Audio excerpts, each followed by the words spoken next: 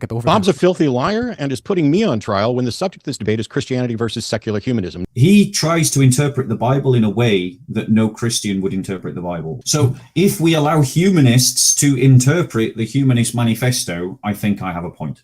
I brought a speaker's corner tactic into the debate that just doesn't work. But it was only the Christian world that shed blood, money, and resources to abolish the slave trade. There's no doubt in my mind, if liberal democracies died tomorrow across the world, secular humanism would wither pretty much straight away. This was a really interesting conversation I had with Bob of Speaker's Corner. Now, Bob is a well-known Christian debater at the historic Speaker's Corner in London, England, chiefly known for his live debates with Muslim apologists, including the likes of Muhammad Hijab, Ali Dawah, and so on. However, over the weekend, Bob had a rather heated debate with the popular atheist apologist Matt Dillahunty on the topic secular humanism versus Christianity, which is better for society.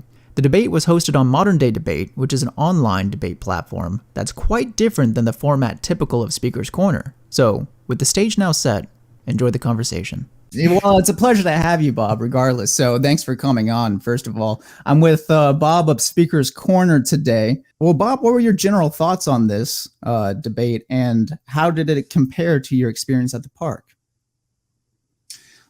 So I think it kind of went how I expected it to go, but I didn't go how I wanted to go.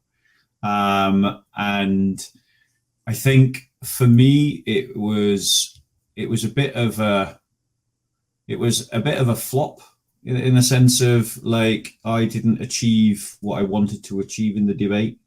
I made a bunch of mistakes I've got to learn from. I did expect Matt to behave like a man-child, and he didn't disappoint. But that flustered me and got under my skin in a way that it shouldn't have. I jotted down before we started a couple of things, like learning points, if you say. So for one, I recognize that not just directly responding to what he said was a mistake. And I've just got to own it. I messed up. The fact that I did make a criticism of secular humanism is by the by. Like, people want the debate that they want, and if you're in the business of trying to persuade people, to some degree, you have to lean into what the crowd expects. And I didn't do that, and that was an error on my part. I'm going to publish the theses anyway, because there's still a genuine criticism of secular humanism there to be had. Like I said, I allowed him to get under my skin, and so I got too emotional rather than being self-controlled, and then that compounded errors. So then there was things that he said that I didn't hear because I was agitated, and then there were statements that were just basic errors of fact. So for instance, I said that that 9-month abortions occur in the UK and they're increasing. Well, the 9-month abortions do occur in the UK, but it's really hard to get the stats on that. There are late-term abortions. But if anything, the number of late-term abortions is decreasing, not increasing.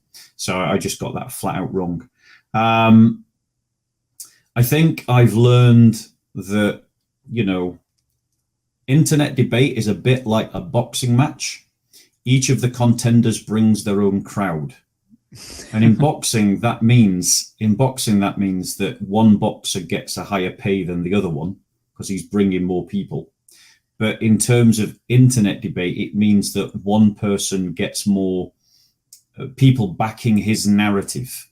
And so you see the Matt Dillahunty fanboys in the comment section just repeating the statements of Matt Dillahunty, saying that I was lying and saying that I was misrepresenting him, poisoning the water, strawmanning, when Matt actually, and that I was being obtuse and childish and rude and arrogant. And yet Matt was being all of those things as well. And yet no one has criticized him for trying to insinuate that Christianity and the Ku Klux Klan are somehow linked, for trying to insinuate that Christians do charity just to convert people, for, taking out his stuff, and playing chess in the middle of a debate, or effing and blinding, like, he's in some street argument, with some guy on the corner who's just knocked out his windshield.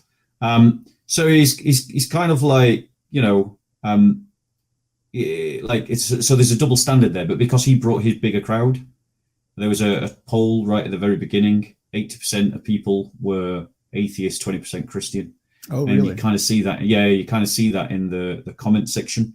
And so that's something I think that Christians have to recognize. If we're contending for the narrative, then we have to support our speakers in the same way that other groups do, like the Muslims do, the atheists do.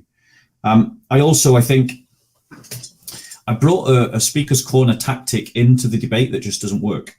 What's that? So in speaker's corner, if someone is interrupting or being rude or being arrogant, it serves a purpose to point it out to the crowd, and it works for whatever reason at speaker's corner. It works to control the other person. It works to sort of put peer pressure on that other person to pipe down, or they just look like a nutcase. However, using that exact tactic in an internet debate works in completely the opposite way, I found, because everybody just thinks that you're whinging. I think if you feel that you're being hard done to, like I felt I was being hard done to by the moderator, you should only complain about it once. So there's been a lot of learning for me. If I was gonna score the debate, I would score myself a 3, and I would score Matt a 3.2. And I would say that Matt has won the debate purely on account of the fact that, purely on account of the fact that not giving the crowd what they wanted, and him being able to turn the fact that I didn't reply directly to his statements, but replied to secular humanism. He managed to turn that into an issue that people have all absorbed. So I would give him the debate on those grounds. I'll title this one "Bob Concedes Defeat to Matt Dillahunty." That actually might work a little bit better than what I had intended. But anyway, yeah. Well, when you had mentioned that, holding people accountable, in other words, to a very sort of I don't know, this might be too strong, but to say like very doggedly, or somewhat strictly, I was about to ask you if you had in mind your critiques of the moderator. So the thing is, if there's unfairness in the corner, you point it out. It serves you to point it out. I do believe that the moderator was unfair, but I don't believe that he was deliberately unfair. Though I have seen comments in the comment section indicating apparently that he has a regular bias towards atheists, but I don't know if they're true.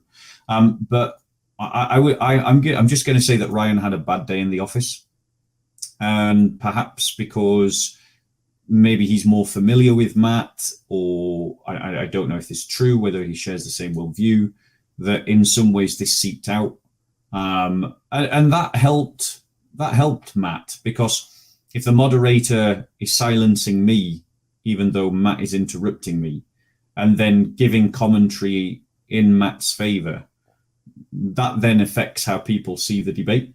If the moderator is allowing Matt to have the last word on a comment and question of an atheist directed to me, and then Matt gets to speak on that as well, then it's like a double whammy. And you see these kind of things happen with the moderator, but it is what it is. It's how the cookie crumbles, and I've realized that just pointing it out doesn't actually work in your favor. So I'll not be doing that again. Right. I guess at least not repeatedly, if anything else. Like you said, maybe certainly. It's worth, if you feel you've been outdone to, you should say so. But obviously trying to point out each example doesn't work. Yeah. It got a little bit more awkward, especially towards the end during the super chat section. Just for, I guess, not being as familiar as they are with the normal like order of things and like what's regarded as proper. And like, for example, there was an issue of like commentary versus questions and that kind of thing. Well, the thing is, it was a Q&A. It was an agreed Q&A. It wasn't an agreed super chat. like when it was agreed with James, when it was agreed with Matt, it was agreed that this would be a question and answer session. But some of those super chats were just commentary with a question tagged on for the sake of it, and some of them were just commentary with no question at all. Right. And so to some degree, like it wasn't a proper Q&A. But again, it's kind of like, I think that the modern day debate just needs to be clear. There's a super chat section as opposed to a Q&A section.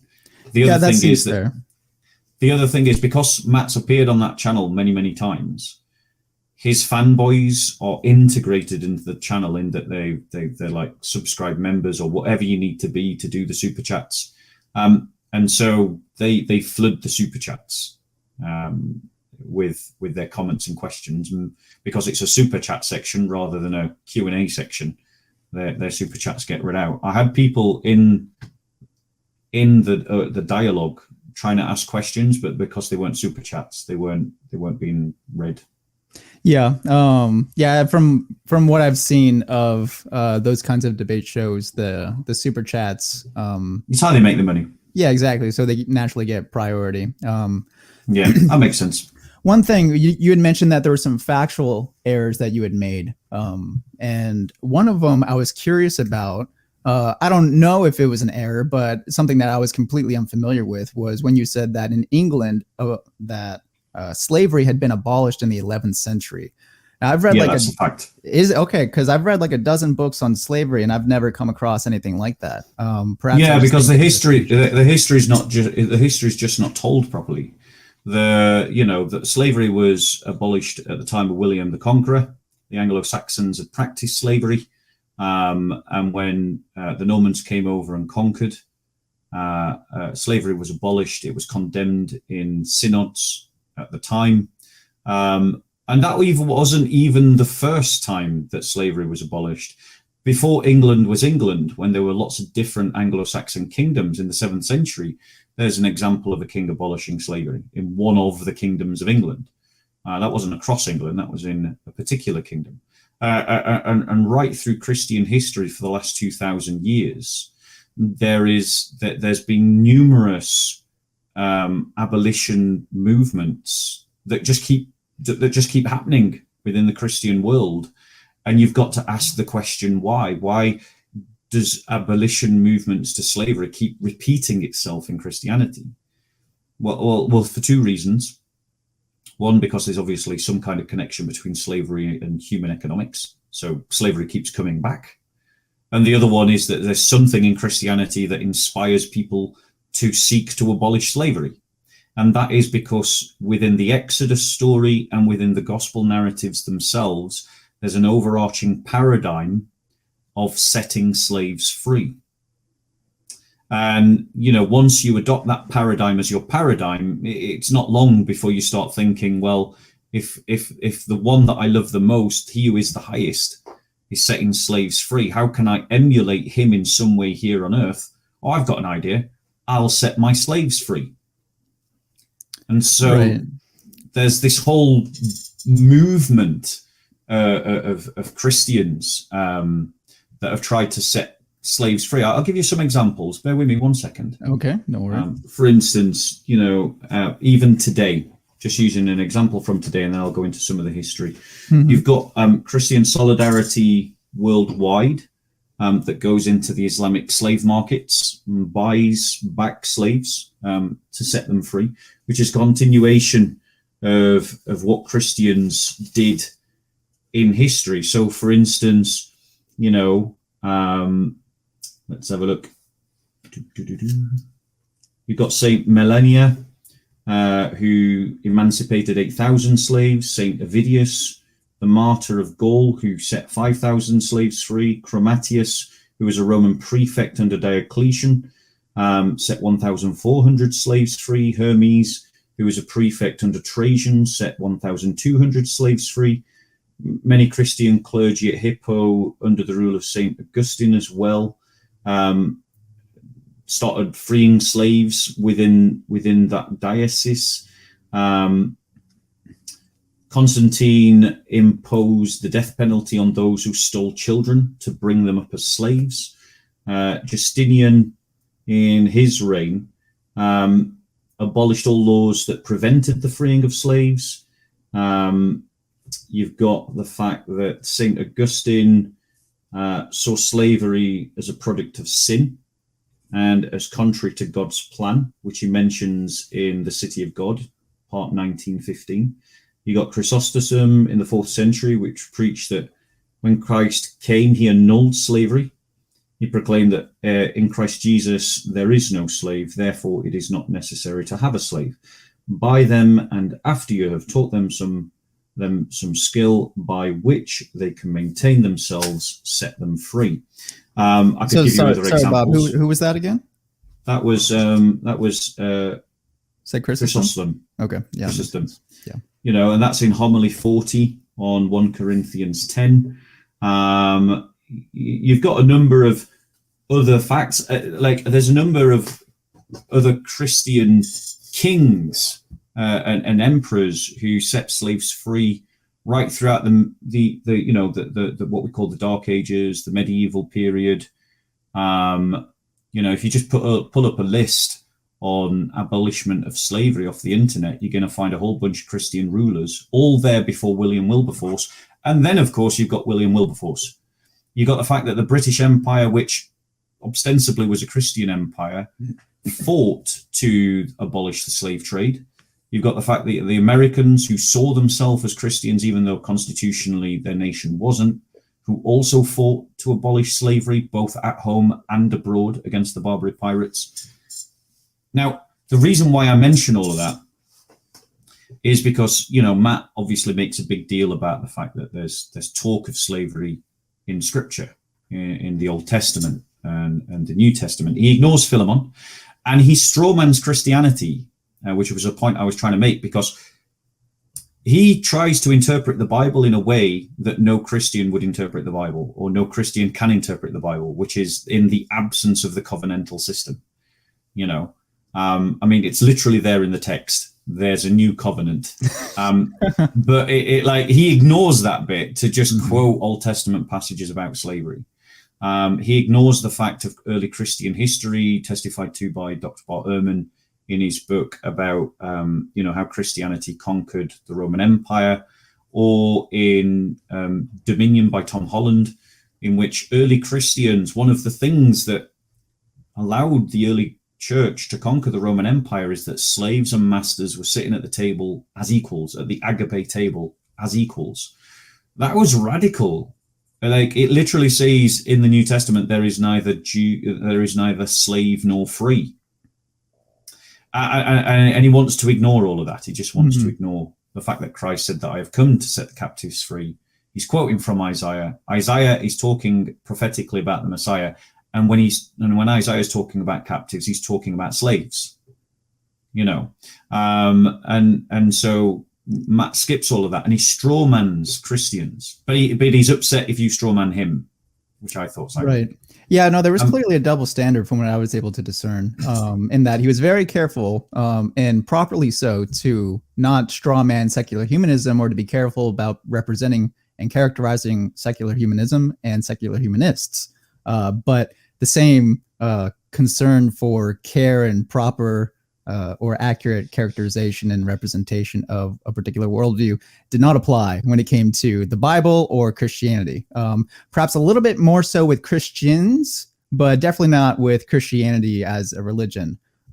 So yeah, that was my perception as well. Now, I did want to ask you, his response to you with regard to Christ saying that he came to set captives free was that was intended spiritually, not like in their social situation necessarily.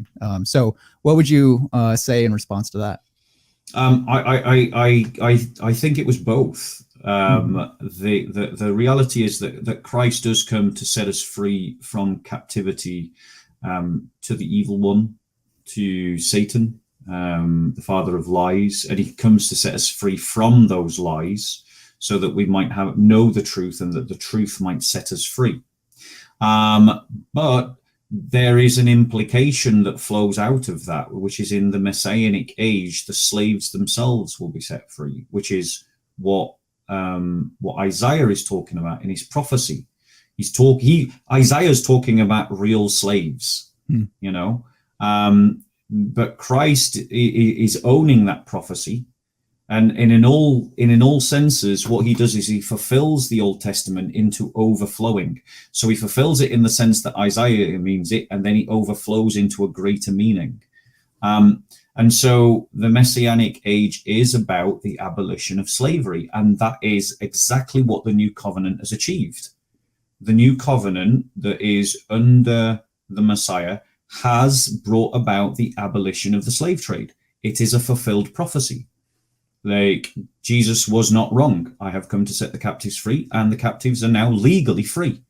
And you know, this is why Western Europe and the European man, the Christian, has no need for lectures from anyone, especially from the Arab-speaking world or the Islamic-speaking world, where the slave trade is still existent. We've got no lectures to receive from anyone in Africa who were busy participating in the slave trade. Like, it was a combined activity. But it was only the Christian world that shed blood, money, and resources to abolish the slave trade. Now, the point is that I then wanted to make a counter-offensive to that, which is that secular humanism, because it believes in this idea of, when you look at the values and the statements of the secular humanist manifestos, you try to imagine what arises out of that worldview, and then you cross-reference that with where secular humanists stand, like as a group, as a consensus. Not obviously, there's going to be outliers on every position, but secular humanism believes in the idea of surrogacy, and surrogacy, on the whole part, seems to be without restraint. And Matt, when I challenged him on this, didn't seem to be too, didn't want to really sound like he was going to object to that idea. He was almost bemused as to why I should object to the idea. But imagine a situation where a gay couple, man and man or woman and woman, decide that they want to have a child, and they decide to rent a womb. They pay a woman to carry their child, either of their own sperm or of someone else's.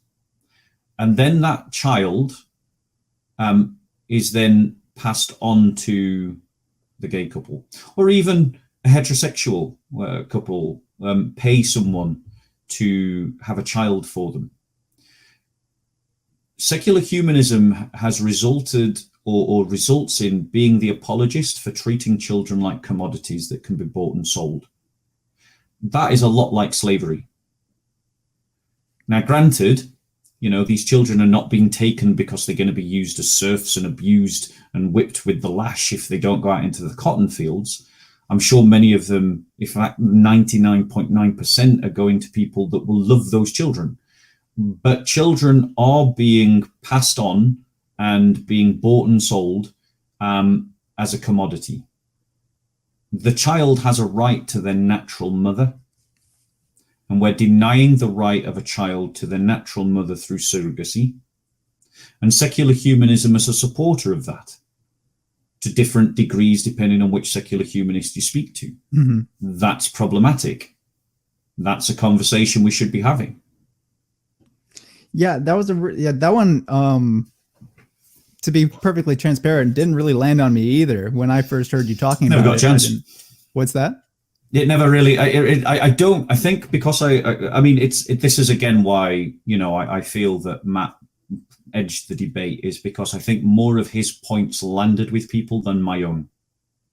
Well, I think part of the issue was that the connections that you were making with some of these topics, abortion was a lot more clear, the implied connections that you were making, until you made them rather explicit.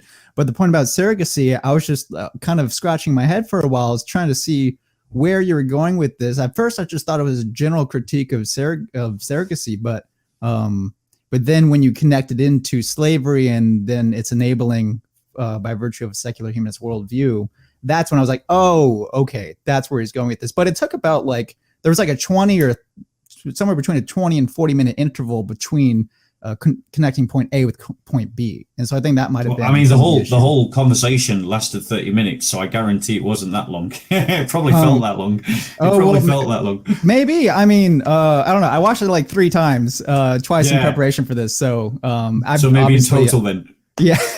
Yeah. But the thing is, and that's also on the point on abortion that that again I don't think landed clearly, was that Matt has gone from debate to debate to debate to debate, and he has boldly, barefaced said nothing in the humanist manifestos can leads people to killing other people.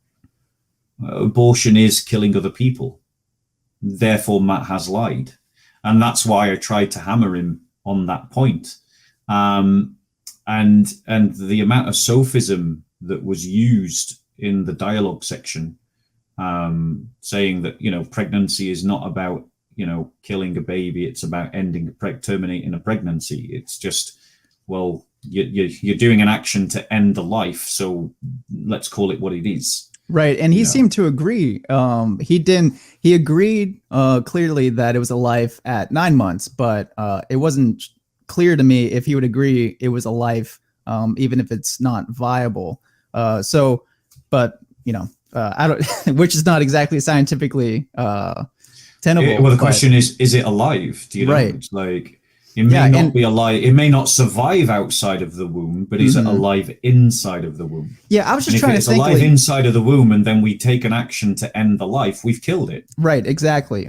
Which would be, it's still distinct from saying that we've killed a person, right? In the same sense, because you were mentioning that there's just a distinction that between something that's alive and then something that's a person, obviously, even down to a human life, right? So at early stages of human development, it seemed to me that you wouldn't say it's a person in perhaps a technical philosophical sense. But it is alive. But it is alive, exactly. And it's a human life with human DNA, et cetera, and it is a human life, exactly. Yeah, exactly. And if you terminate that, that is the killing of a life. He didn't like the semantics of that, obviously, but and then preferred for euphemistic phrases instead. But I think, you had the better of them. You can't have it both ways. You can't be in favor of abortion, and then in the next breath say, which the Humanist manifestos clearly are, and don't give any qualification for being so. You can't be in favor of abortion and then barefaced tell everyone that nothing in the Humanist manifestos leads us to the taking of life. Leads us, because it blatantly does. So be honest. And so there was a bit of a barefaced cheek to call me a barefaced filthy liar when it was Matt that was telling the barefaced filthy lie. Right. So, Yes. Well, I was trying to give him a little bit of the benefit of the doubt, because I'm thinking, okay, well, is he considering, maybe he's like trying to, maybe he does in his mind, it's not a life, but if he wants to be as much of an advocate for a scientific worldview or for the authority of science as he likes to present himself as being, then I don't know how tenable that exactly is to maintain it's not a human life. Even if you want to maintain it's not a human person, or even if you want to maintain that it's morally permissible to end a human life, granted that it's not a human person. Like all those things aside, you still would have to concede just scientifically it is human life, and therefore you were killing a human life. But you don't think it's immoral to do so under these circumstances. But you would still have to agree, like you said, that it is a human life. You are ending it. And therefore secular humanism enables that, if not, is in favor of it. And so whenever you say that secular humanism doesn't lead to killing, you're not telling the truth. Right. Yeah. Now, that was a very big point of contention, and like you just mentioned, served to present a lot of back and forth and personal attacks upon that. So it seemed to me also he was misunderstanding what you were saying. And Bob, what you had said, the strongest thing that you had said about the Second Humanist Manifesto was that it was for the full use of abortion, was your exact phrase. And then he took this to mean that you were saying that it was an advocate for unrestricted abortion, like which we mentioned before, and that's a little bit different, but a significant difference. Now, is that what you're saying, that the Humanist Manifesto 2 is in favor of unrestricted abortion, or that it just allows for no limit? Well, I mean, the Humanist Manifesto just says that it's in favor of a woman's right to have access to abortion. Right. Doesn't give any qualifications. Mm-hmm. So if I say that women have access to abortion, what flows out of that statement? If you're not providing any qualifications to that, then it infers that it is without qualification. Now, the thing is, again, if you look at, for instance, the American Humanist Association, slip of the tongue there. If you look at the American Humanist Association on their own website, they state that they're in favor of unrestricted abortion. Unrestricted by government or religion is what they say. You said this was the AHA?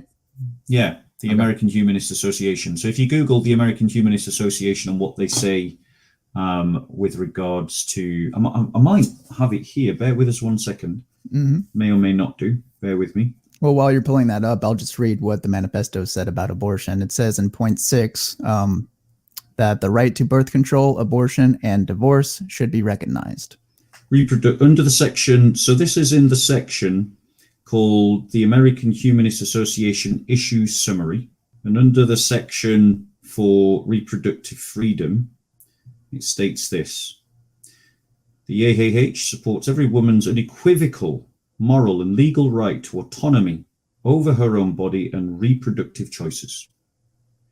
Women's access to family planning, contraception, birth control, emergency contraception, and healthcare services and resources should be unrestricted by government or religious preferences of private third parties. So that means that there is no restriction on abortion. Am I misreading that? No, it seems fair to me, yeah. Mm-hmm. They argue. So if we allow humanists to interpret the Humanist Manifesto, I think I have a point. Mm-hmm. And it would be, I mean, I don't know what research there is out there of doing a census of those who self-identify secular humanists and what their position is on this. But I'm willing to bet real money. I'll bet you a meal in a bar when you come to the UK, right? I bet you a meal in a bar that the vast majority of secular humanists are in favor of abortion into the late stages of pregnancy. Okay. I bet real. I mean, I'm taking a hunch there, right? But I bet you that I bet you that most would be in that position, right? And regardless if it's something that the AHA says outright, then I guess it's kind of irrelevant whether or not even a great deal of self-identified secular humanists would agree with it, because a very powerful body of secular humanists are putting that forward. Exactly. And so again, when Matt says that there's nothing in the Secular Humanist Manifesto that leads to killing, that's not true. And unfortunately, we never really got past that point much. We never really got on to that point much. Yeah, that was another thing. You had 20 theses in your rebuttal period against secular humanism, and I wanted to dig into at least a couple of those if you were privy to do so. So just before you jump onto that this also is something else that I've learned from internet debate, which is that the dialogue is far more important than any presentation. Oh, well, expand on that a little bit more. You did already at the beginning, but yeah, the thing is, I made a 20-point thesis critique of secular humanism, and it was like, nope. We want, the only things that came up were, one, you didn't reply to Matt and what he said, which I take it on the chin. That was a genuine, I made a genuine tactical mistake there. I looked at my notes that I wrote when he was speaking, and then I thought about my thesis, and I thought, the thesis is just more substantial, so I'll just go with that. That was a mistake. But the other thing is like people were more engaged by the conversation. And so I've learned from that, really debates, people get more from the dialogue or the interaction than they do from any presentation, And when I think back myself about debates that I think have been won or lost, it has been in the dialogue section as well. So, I learned that. Yeah, the clash is the most interesting part for most people, it seems to be.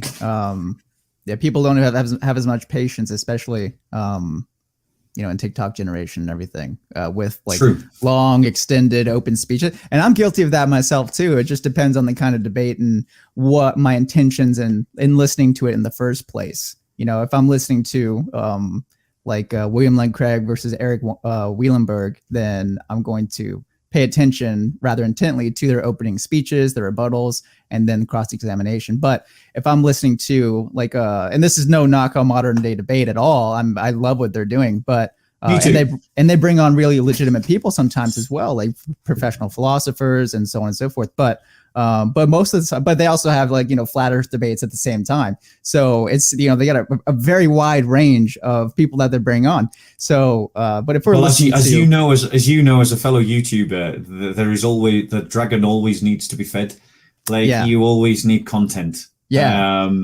And that's always the challenge, that you can end up just chucking any content on there at all to feed the beast. Mm-hmm. And that's a risk that we all take. Sure, of course. I mean, hey, I've listened to one of them too. It can be immensely entertaining. I can't listen to flat earth debate. I just get embarrassed. Secondhand embarrassment is a very real thing with a lot of these. But sorry for all my brothers and sisters if I embarrassed you in the Matt Dillahunty debate. Well, yeah, for the most, it surprised me a little bit when you said that he had gotten under your skin, because that wasn't the perception that I had. There was like 1 or 2 points. Obviously, you were critical of him a couple times. I don't have to repeat it, but there was one point in which you were kind of indulging a little bit in that he had to listen to you speak for a certain period of time, and that was kind of the only point at which I was like, okay, yeah, it seems like maybe he had gotten under your skin a little bit. But I mean, how would you compare this experience emotionally, I guess you could say, to the sort of situations that you deal with at the park? Because I've seen you in much dealing with, because here, there's not that physical potential for violence, but in the park, there obviously is. I mean, we've seen that with Hatun. We've seen that with other people as well. Yeah. Me and some Christians got attacked recently by a mob of about 20 Muslims. Was that you the other week? Yeah, me and 2 other brothers got attacked recently. It's a weird one, because, don't get me wrong, sometimes things at the park get under my skin as well. Mm-hmm. But for whatever reason, I guess it's because when I go to the park, the adrenaline's pumping, and I know what's coming, and sort of psychologically I'm preparing for it before I walk into the park. And I guess I didn't do any of that before the debate, because in my head I didn't need to. And then the first interruption and the first insult started flowing, and it just caught me off guard. And I should, but the thing, and this is what I meant at the very beginning, is I kind of anticipated that should come, but yet I didn't emotionally sort of check myself in the way that I do at the park. And so, he got under my skin by that. Yeah, well, I was going to say, if you weren't expecting Matt Dillahunty to, get a little bit spicy on you, then you must not have watched. Yeah, exactly. It wasn't I wasn't expecting it. It's that I expected it, but didn't prepare for it, and that was dumb. Okay, well, yeah, we're all learning in this, so that's interesting. And I did actually want to add in one mission too, with respect to the manumission of slavery in early Christianity. The Shepherd of Hermas, at least in one area, some commenters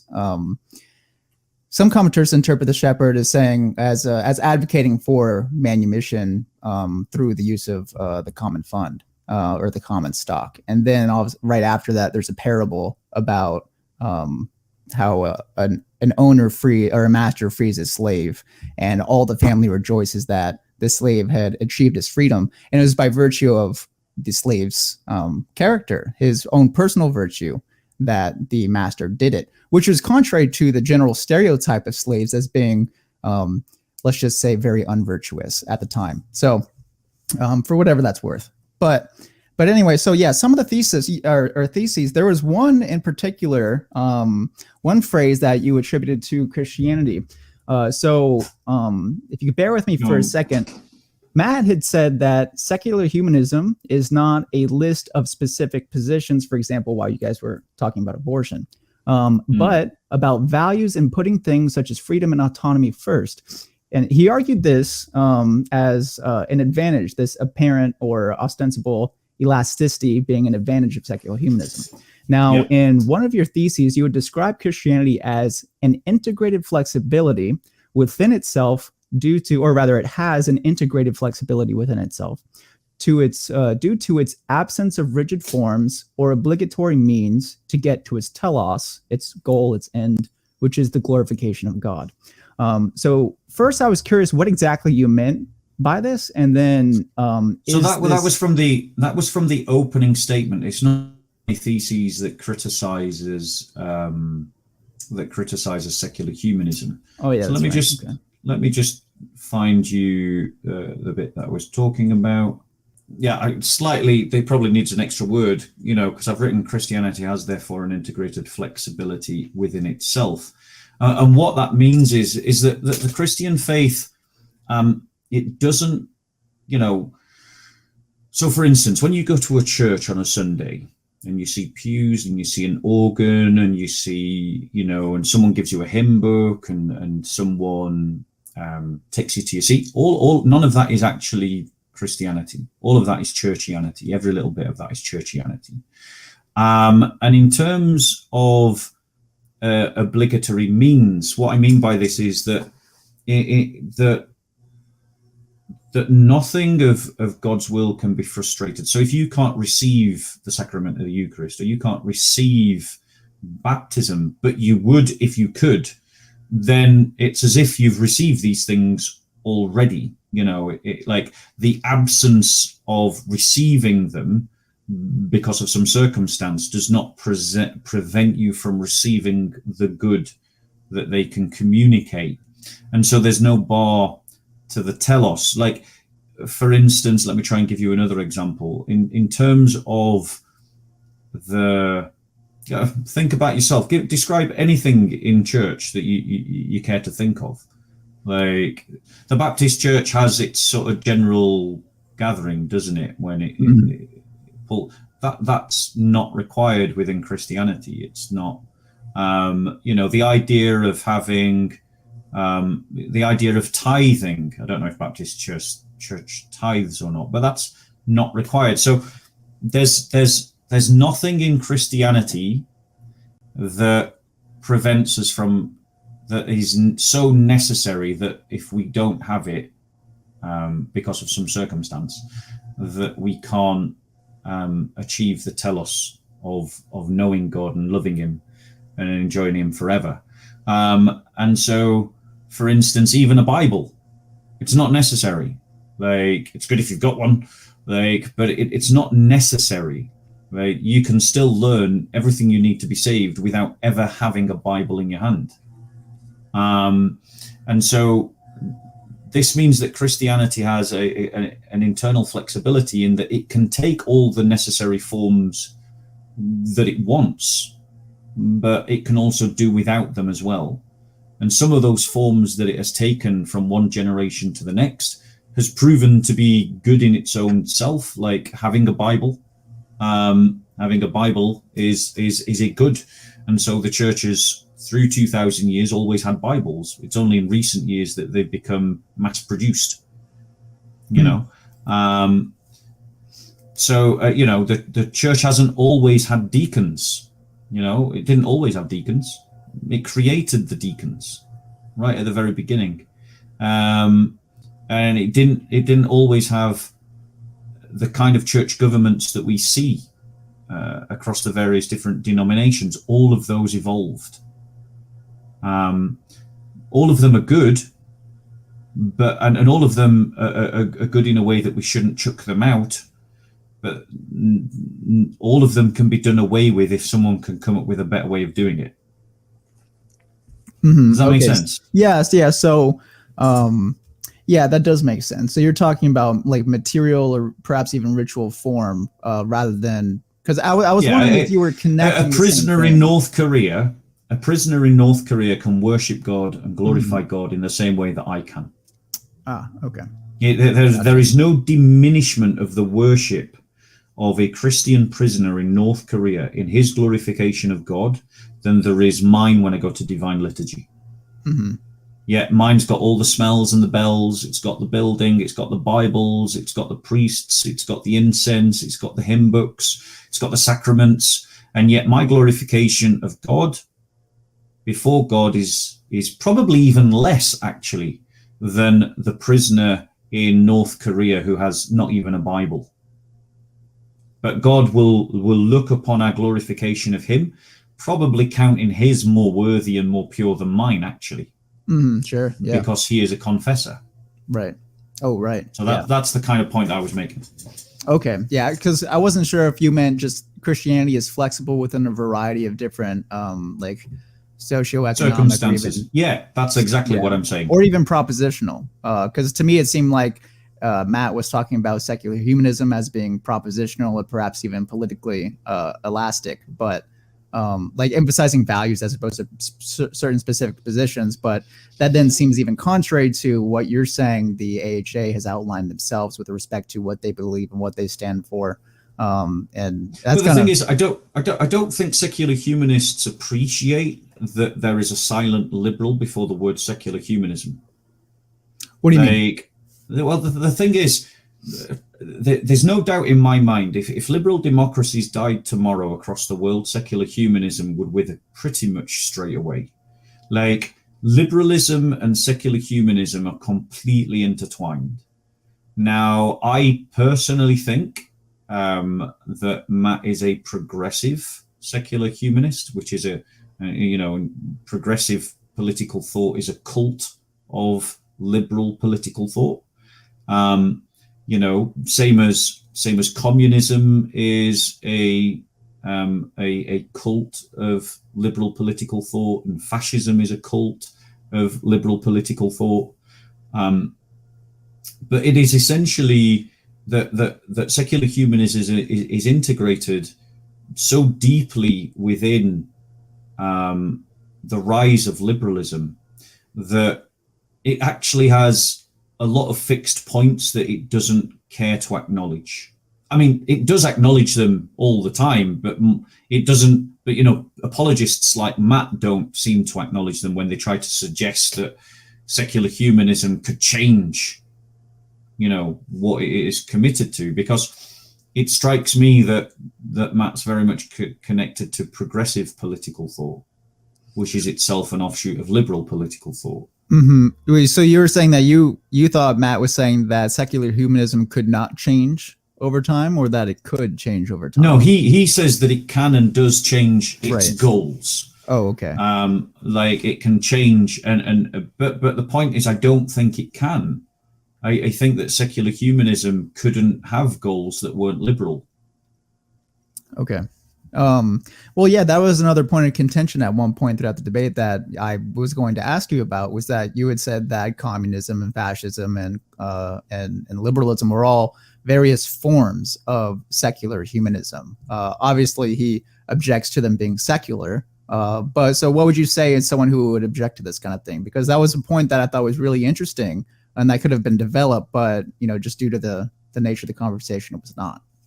I think the mod didn't. I mean, I might be misremembering, but didn't the mod sort of stop us from? It could have been. I don't remember. I think it was during the Q&A super chat section. So, I mean, that was another problem, was that the moderator started interfering in the debate and started picking our topics for us, and that unfortunately favoured Matt because it stopped me from getting him on the ropes. But secular humanism. So the thing is, you've got to think about the Enlightenment, and you've got to think about the American Revolution and the French Revolution, because it's in that point, after the Peace of Westphalia and the collapse of Christendom because of the Reformation wars, you ended up with the rise of Enlightenment political thought, which expressed itself in the first instance as liberal political thought through people like John Locke and Thomas Jefferson and the like. And they argued for a state free from religion, a state that was independent of religion as a loci of organization and identity. Well, the moment you do that, you've got to then create a new loci of organization and identity, which is the state itself. And so you get the idea of the nation state. You are French citizens, you are American citizens, and you have this contract with the state. But then the state itself still has to have some kind of moral barometer and moral guide. And if you're about to make it independent of religion, well, what's that going to be? And so liberalism starts to become the guiding principle of the state, liberal values, liberal goals, liberal framing. So, for instance, freedom becomes like a centrally important value of a liberal state. Freedom from what? Freedom from the interference of religion, freedom from the interference of a king. And so it's about the private individual with his private property doing things to private ends, private enterprise, and everything becomes around the individual. Well, along with that development, almost simultaneously, but ever so slightly afterwards, arises this idea of humanism. I think it was it with Rousseau or Voltaire? I'm not entirely sure. One of them went up to try and set up a humanist church, a humanist religion. Sorry, it's cold here. So they set up this religion of humanity in France. You can still find buildings of it, still expressions of it. You've got people like Auguste Comte who become big advocates of it and popularizers of it. I think he was doing it in England. And it essentially is what you see the humanists kind of moving towards now. It's this idea of let's celebrate humanity, let's celebrate man's achievements, let's celebrate science, the power of science, let's celebrate the individual autonomous agent, let's celebrate reason. Sound familiar? So these things emerged all together as a package. But ideas take time to express themselves, just like Christianity took time to express itself fully in the Roman Empire. It's taken centuries for these ideas to fully express themselves in today. And so the modern secular humanist movement that Matt belongs to is one of the fruits of this whole movement. It's interwoven with the kind of liberalism that underpins Western society. So once that backdrop falls, secular humanism dies. But the problem with that is that backdrop is the backdrop out of which communism emerges. Fascism emerges. Fascism is just an extreme form of nationalism. The idea that the state is the most important priority and everything must be bent around and to serve the state. And communism is this idea of the class conflict and the idea of, we're going to create the working man, the communist man through freeing the working classes from their chains to the bourgeois industrialist. But both of these are based intrinsically upon putting humanity at the center and the state at the center together, because the state is an embodiment of man. And so this is how the secular humanism of Matt Dillahunty and the communists and the fascists are all sitting on the same spectrum with the classical liberal nationalist, because they are all saying that the loci of organization, identity, and the touchstone of morality is man. They just disagree in what way man is that touchstone. So for the communist, it's in the class struggle and the proletariat. For the nationalist, it's in the particular nation expressed in the state. For the liberal, it's in the individual autonomous agent. And for the progressive, it's for the most persecuted minority who's suffered the most injustice in the world. All of them are man-centered. Right. And that's the point that I'm making. And that's why I was trying to say to Matt that Jordan Peterson was right when he said that communism was a form of secular humanism, and so was fascism, because they are man-centered ideologies. But okay, so I guess the way someone might object to that, and this is a probably more so feeble representation of this objection, but if I can attempt to give him some kind of a voice, however weakly, would be that I'm happy to talk to him again if he wants to. Right, if he wants to come back at me, I'd love to talk to him again. Sure enough, but it sounds like more like you're describing humanism, but these things aren't exactly secular. I mean, so is humanism inherently secular? Because obviously you have like Christian humanists, Jewish humanists, etc. Obviously, the Jewish humanist has a different thing going on. What's secular? That beats me. How good's your Latin? Well, I'm sorry. How good is my Latin? How good's your Latin? It's very poor. Secular, secularum. It's like of the world. It is the world. The idea of a secular government emerged out of Christianity. So this is one of the actual theses that I gave as part of my critique to secular humanism, which is that the idea of a secular government that was concerned with a government concerned with the worldly estate and the worldly affairs is a Christian invention. Before Christianity took over the Roman Empire, the religion and the state were intertwined. So the Pax Romana was dependent upon the Pax or with the gods, the peace of the gods, right? And Caesar was a god. And, to not give incense to the gods was an act of treason because it broke the treaty that the empire had with the gods, right? And the gods might not be happy with the empire, and therefore pestilence and plagues and wars might come. And so governments interfered in religion. Okay? That's why Christians were persecuted in the Roman period. But because Christianity grew up in the Zoroastrian Empire of the East and the Armenian pagan kingdom and the Roman Empire and the Ethiopian kingdoms, Ethiopian paganism, Christians formed their own government in the church under the bishops, the priests, and the deacons, and this government is concerned with the total organization of the Christian community. It was political. There's no two ways about it, but it was political in a religious sense. But then when Christianity becomes adopted within the Roman Empire, Christians keep this idea of two governments going. And so this is why you see the symbology of the two-headed eagle in Christian iconography or symbology. And it's the idea that you've got a secular government that's concerned with the running of the state. So that's how fast you can drive in your chariot down the street, and how much gold you have to pay in taxes, and who lights the lanterns in Constantinople. And then you've got church government that is like, what are the values that we should honor and what virtues we should live by? And these two things live in symphony. They live in harmony. They are integral to one another.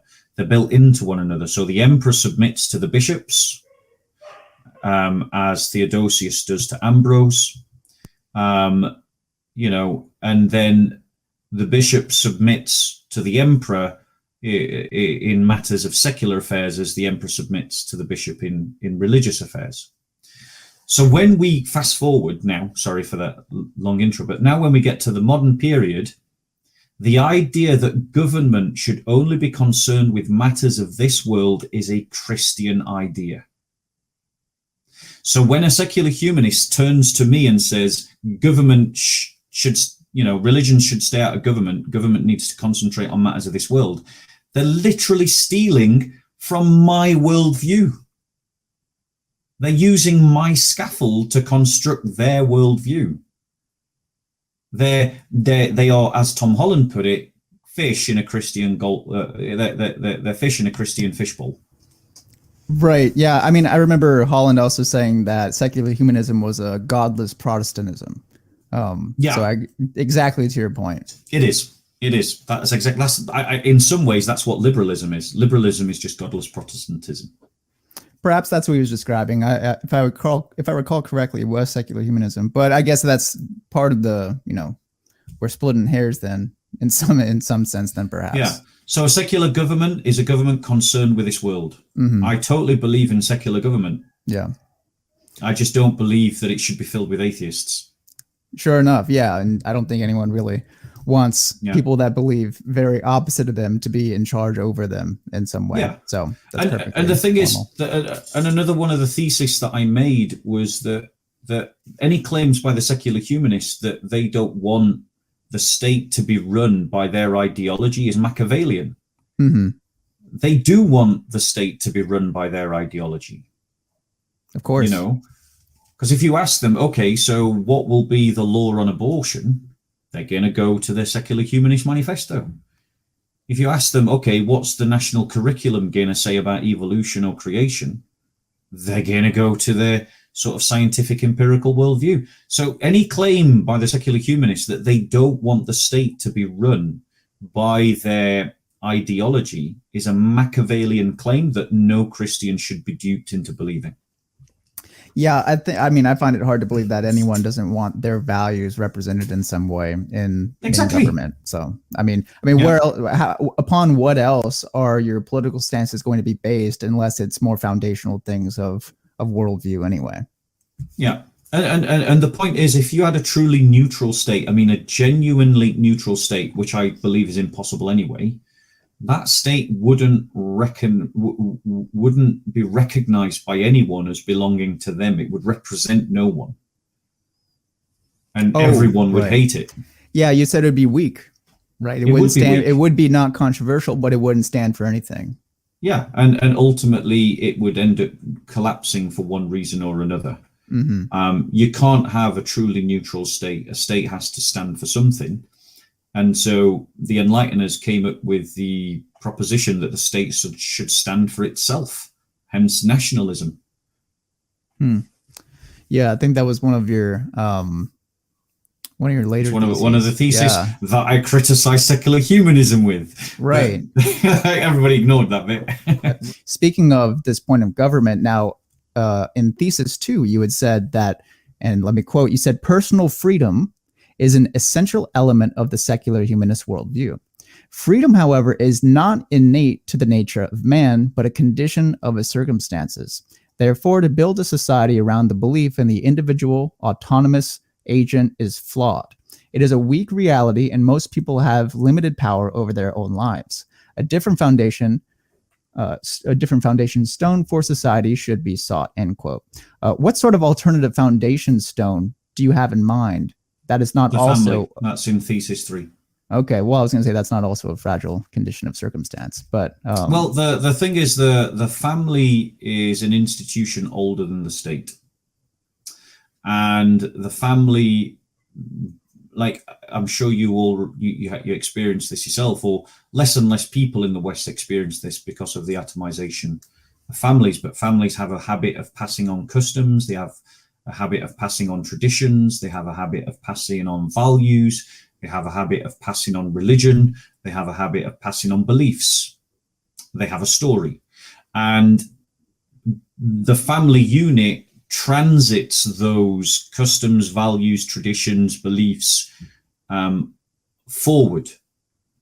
And so because they provide greater formation and as well as the fact that they are society's first police force, its first nursery, its first nurse, its first counselor, its first bank account, its first, for the individuals in them.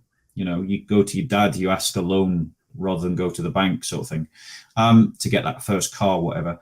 The reality is the family is able to better buffet, because of those things, better to buffet the influences of society, and particularly the influences of the state. By contrast, the individual once they're fully atomized, is simply just buffeted constantly in our society, in our culture, particularly through the powers of commercialism and the powers of industry, to adopt values that they might not have been brought up with, to be influenced, to behave in certain ways that their family might not have brought them up with.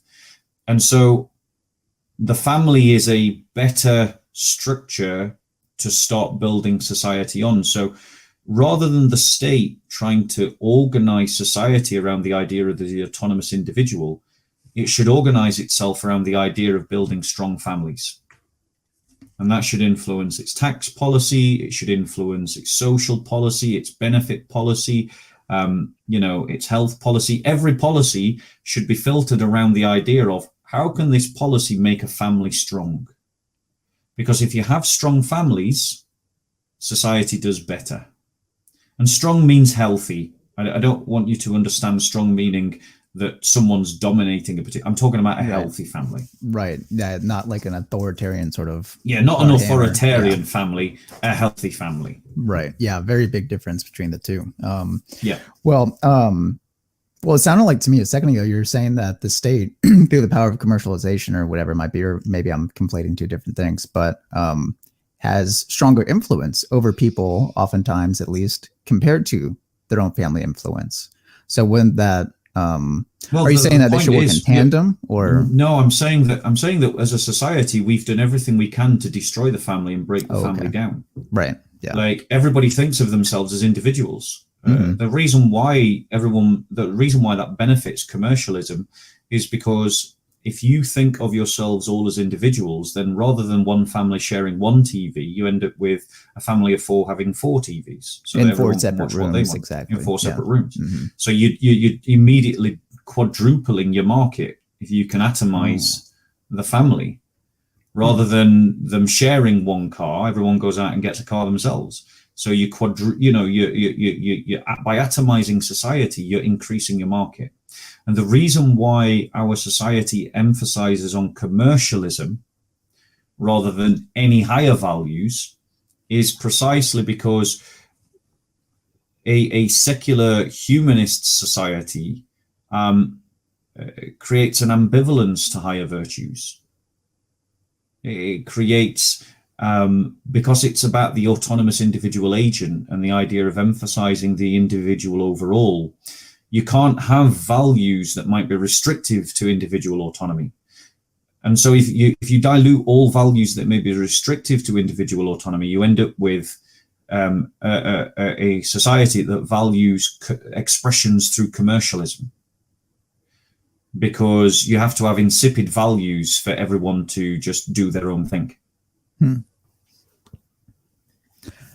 That's really interesting. Okay, I hadn't considered those things in quite those terms before. I'll have to meditate on that later. Have a sit down and think about it, because the thing is, Christians for too long have just accepted the settlement of the Enlightenment, and we've never stopped to ask ourselves whether they're actually Christian ideas. Sure, of course. Many of, perhaps often working on Christian capital, but nevertheless, the hyper-individualism certainly doesn't seem Christian to me. No, it isn't. It's completely incompatible with the Christian worldview. And the thing is, if you take the Bible seriously, the Bible describes the church as a body, and that means that in some way I belong to C.M. Bradley, and Bradley belongs to Bob of Speaker's Corner, and we have some kind of ownership over one another's time, energy, and resources. And we have a responsibility to front load social currency towards one another so that we can have fellowship until one of us squanders it through some ridiculous act. Right. And I don't think that we're truly living out the fullest meaning of what it means to be one body. Like the Christians in Artsakh, 120,000 Christians this very month have been ethnically cleansed from Azerbaijan. Or why are Christians not up in arms about this? Why aren't we on the streets about this? I haven't even heard of it.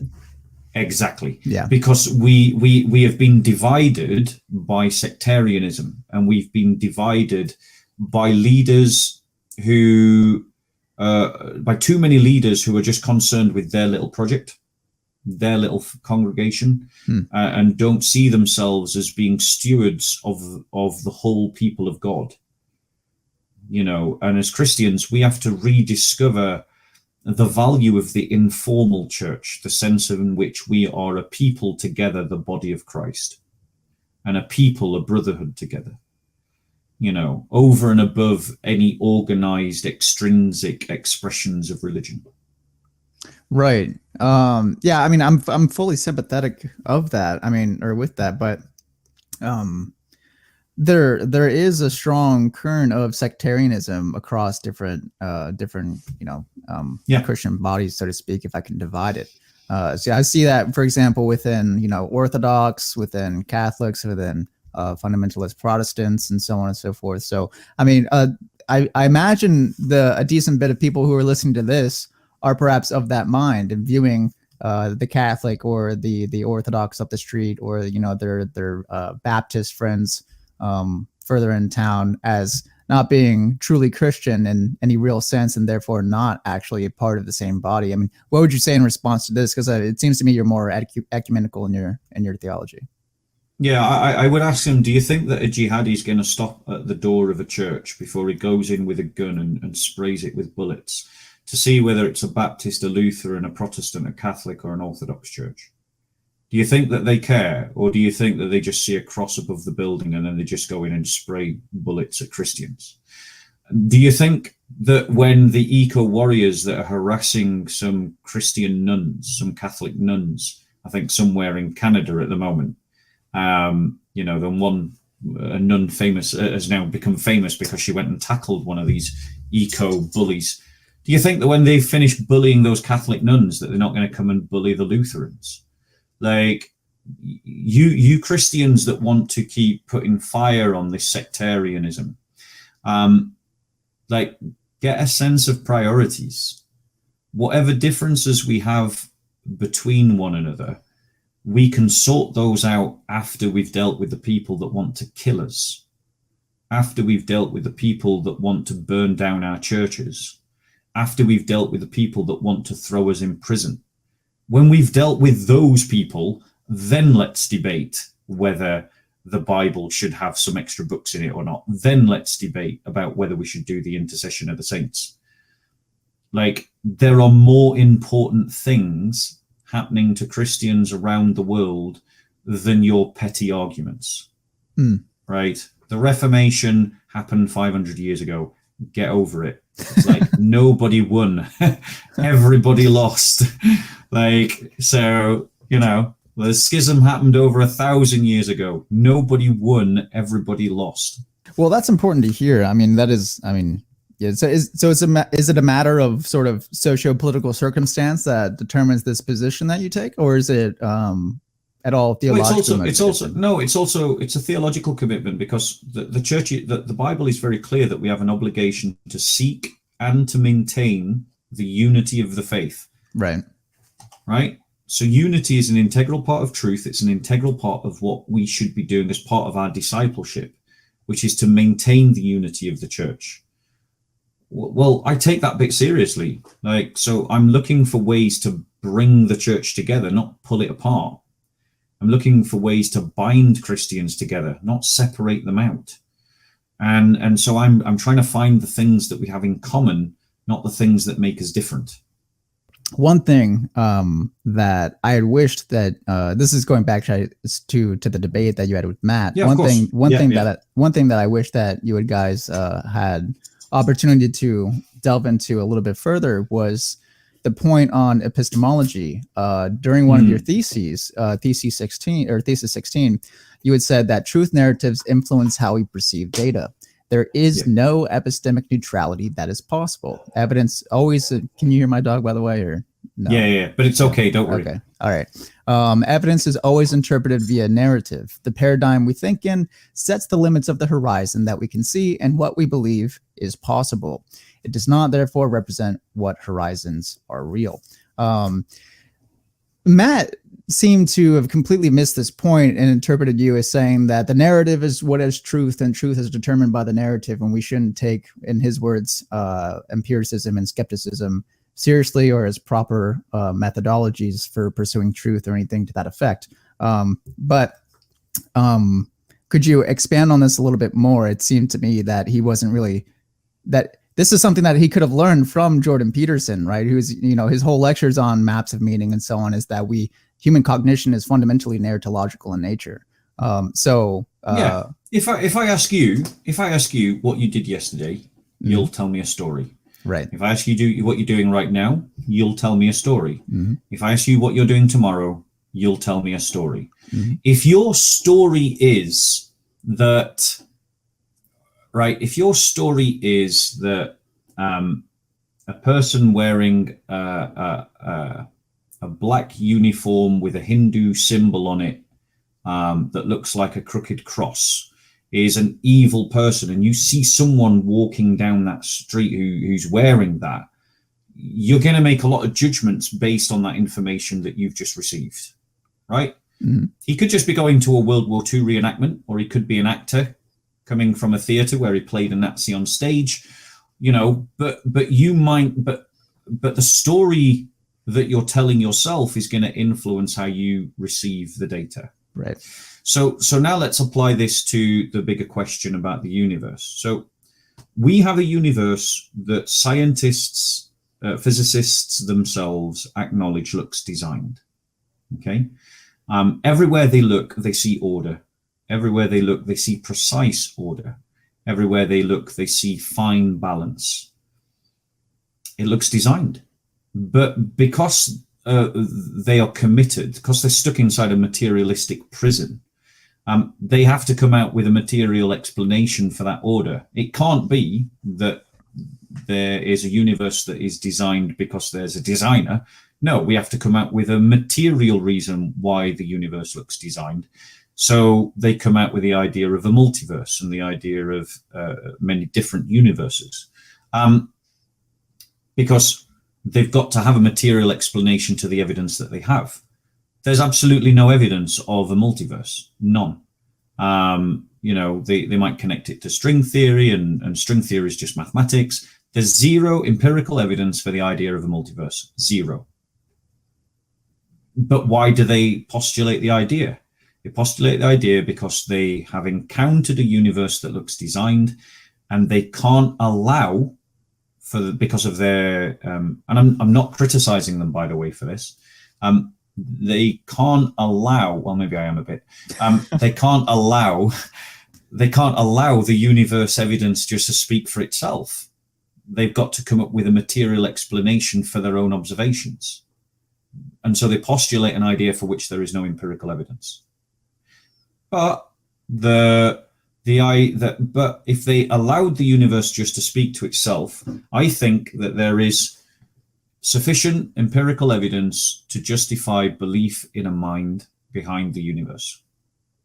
I don't go as far as lots of Christians who say that it's a proof of God's existence. I don't think actually the Bible requires me to do that. The Bible only ever seems to indicate that the energies of God are evidenced in the universe as opposed to knowledge of God's essence in and of himself. And so I believe that when we look at the universe, we can see evidence of the energies of God, i.e. God's mind, God's law, God's word, God's language, mathematics, if you weren't sure what I'm getting at there. But someone who is committed to the idea that there is no God can never come to that conclusion, no matter what the evidence says.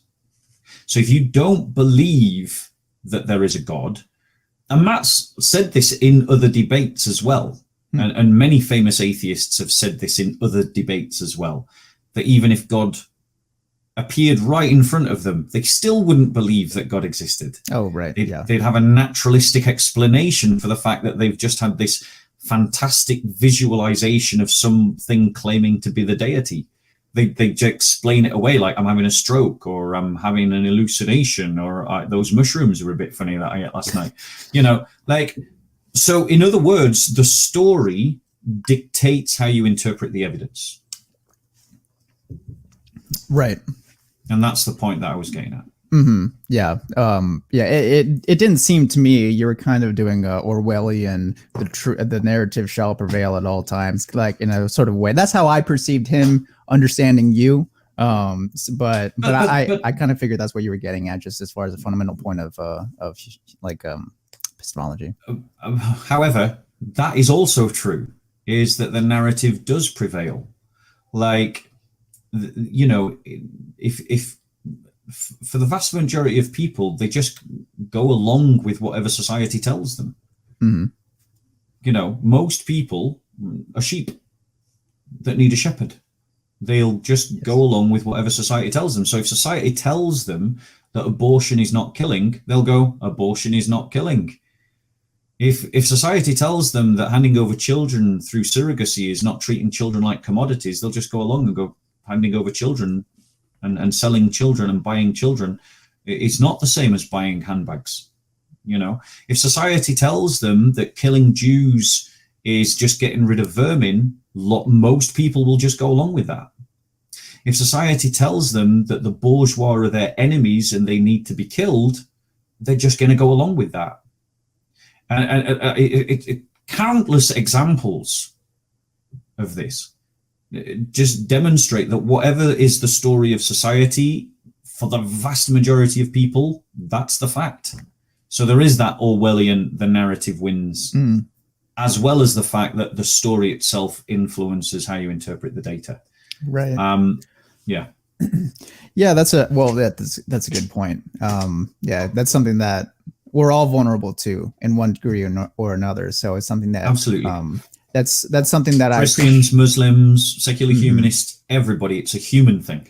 Right, and that's something that I appreciated in your opening speech with respect to sort of the formate. Like you said, I don't know, but it seems to me you're a big fan of virtue ethics and Alistair McGrath. Right. Yeah. And that was part of your opening speech, was an emphasis on the cultivation of virtue and how being in the church is a good vehicle towards the direction to sort of higher things and a better formation of character than other systems that are on offer at the moment. So why should someone be a Christian, would you say, as opposed to, or why should someone immerse themselves in the church or join the church or be a follower of Christ and have him as their shepherd, as opposed to secular humanism? Because if you want a good society, the best thing to do is to fill it with saints. And the church is all about the making of saints to the glory of God. And so if the church produces saints, then it has won in its own terms. And the point of a saint is that they are agios, to use the Greek. They are holy. Saint just means holy. And so that's why Jesus says, be holy as your Father in heaven is holy. And this is the telos. This is part of what Christians are meant to be doing. We're meant to be God's image bearer on earth, representing the image of God on earth. And in embodying that holiness, we embody all that's best about being human. It cultivates all that is best about being human. But I think even secular humanists recognize it's about compassion, love, empathy, solidarity, crying with those that are mourning with those that mourn, and rejoicing with those that rejoice. It's about seeking peace and not war. It's about looking after the orphan and the widow. It's about taking in the stranger. Like, these are the kinds of values that when you speak of them, not in the kind of sickly virtue signaling way that a progressive does, but in the grounded way that the church does, that these become meaningful systems by which we can organize our own lives, organize our communities, and organize our nations. But the thing is, just taking these ideas, as the humanist experiment is, without the doctrine that underpins them, i.e. that supernatural narrative that cuts above circumstance, time, and chance, these ideas collapse if they're not held up by the string above the circumstances and the realities of life. Like if you cut away that string to the narrative that holds them up, they just fall into the ground. And that's what we've seen with secular humanism, is that either one aspect of it becomes mutated and all important, as it does in communism or fascism or progressive ideology, or it just doesn't survive as classical liberalism, and its form of secular humanism just isn't surviving. It's dying. It's not Christianity that's dying. Like, right. We are going to outlive liberal democracy. We're going to outlive all of the nations of the West. When they're all dead and gone, the church is still going to be here. When secular humanism has died, which it is doing, as we see, Christianity is still going to be here. Like, secular humanism can't resist Islamization, but the church can and has. And so if you want to have that kind of society that embodies those kinds of values, then become a disciple of Jesus Christ, because it's only in being a disciple of Jesus Christ that you can truly hold on to those values, truly embody those values, truly express those values, and truly make them real. Amen. Yeah. Well, thanks for sharing that, Bob. Well, you've given me a lot to think about and a lot to consider and think about later on in the evening. But one last thing I wanted to ask you about, since you were talking about a lot about politics and the role of church and state and having their distinct and separate parts. What is your take on the current phenomenon of so-called Christian nationalism? I know a lot of people regard this as basically a veiled form of ethnic nationalism. And I know that, well, insofar as I understand, you're not in favor of that sort of thing. But if we put aside either that caricature or that fair, I don't know if it's accurate or not. I haven't delved into the subject very deeply. But as far as the general idea of so-called Christian nationalism, what do you make of this? Is this something that you would be in support of, or is this something that you think is a little bit flawed? So I'm going to start with what I do believe, and then I'm going to say what I think Christian nationalism is. Mm-hmm. I may be wrong, okay. But I believe that nation states are the constructs of men, and that the church is the construct of God. And therefore, a Christian's sole and only allegiance is to the church. That is, his brothers and sisters around the world. So I have more allegiance to you, Bradley. I guess you're in America, right? Yeah. Yeah. I have more allegiance to you than I do to a British atheist. I have more allegiance to the Christian in Nigeria than I do to a British agnostic. And I have more allegiance to a Christian in Pakistan than I do to a British Muslim. So this is the only kind of nationalism that is permissible within the Christian worldview, as I understand it. Christian nationalism, as I understand it, and I may be wrong, is this idea that America has some kind of special story before God. That America is in some way like specially favored or specially blessed by God, the Christian God, and that Christians and the American nation are going to do something amazing for God, right? It's very similar to the kind of nationalism in Russia, which is this idea that Mother Russia has this mission to spread orthodoxy, though unfortunately has only ever managed to invade Orthodox countries to do that, which I've never fully understood. That's not Christianity. There are no Americans in heaven. There's no British people in heaven. There's no French people in heaven. There are Franks in heaven. There are Anglo-Saxons in heaven. There are Scots, Picts in heaven. There are Tutsis and Zulus in heaven. There are Pashtuns in heaven. There are Malays in heaven.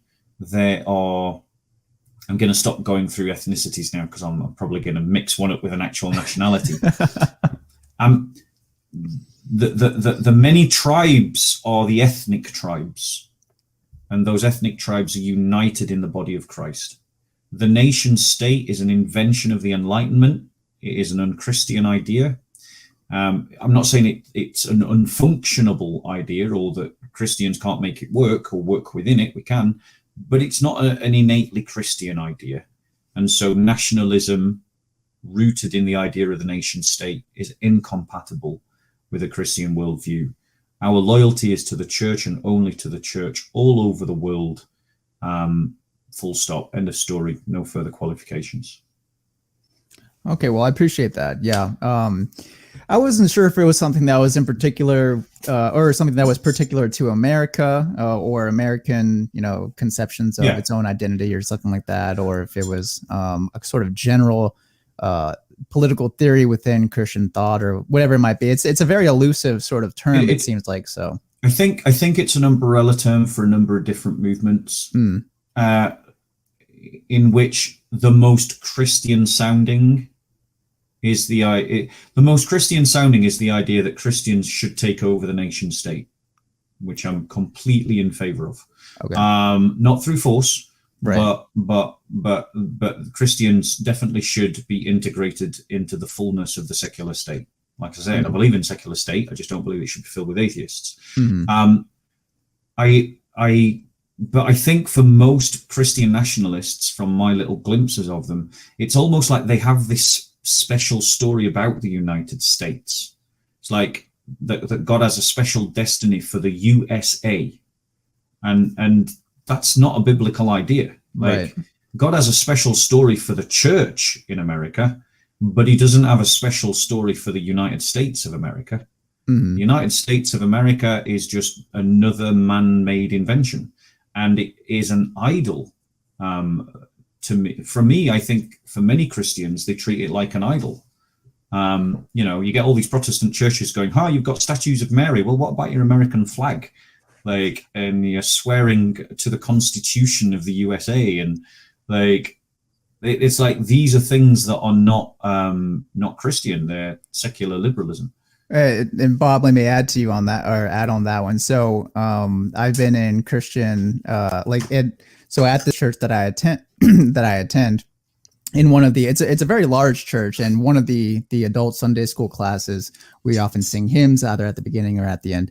And for the 4th of July, we, instead of singing a Christian hymn, sang a hymn about America. And me and my friend were, yeah, exactly. Me and my friend were like completely appalled about it. We thought, again, this was completely inappropriate. And like you said, idolatry. So we've got an example of in churches in England, they sing Jerusalem, which is a patriotic folk song. It references Jesus, but it's not about the glorification of Jesus. It's a folk song. And the reality is that because of the influence of the Enlightenment, we've embraced as idolatry the idea of nationalism.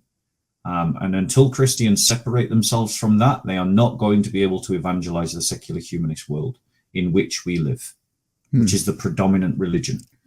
Mm-hmm. Yeah, that's a very good point.